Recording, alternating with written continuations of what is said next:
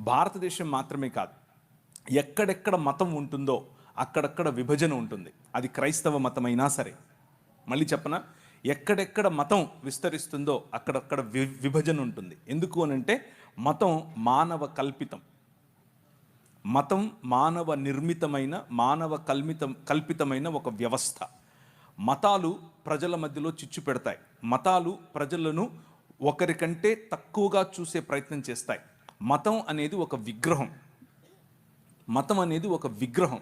అది క్రైస్తవ మతమైనా సరే, డినామినేషనల్ రూపంలో, శాఖ రూపంలో ఉండే విగ్రహం. ఆ విగ్రహం ఎదుటి మనిషిని మనిషిగా గుర్తించటానికి, నా శాఖలో లేకపోతే, నా బాటలో లేకపోతే ఆ మనిషి మనిషే కాదు, ఆ మనిషిని నేను ప్రేమించక్కర్లేదు, ఆ మనిషిని నేను దూరం ఉంచాలి అన్నటువంటి వ్యవస్థ మత వ్యవస్థ. ఆ మత వ్యవస్థ భారతదేశంలో మాత్రమే కాదు,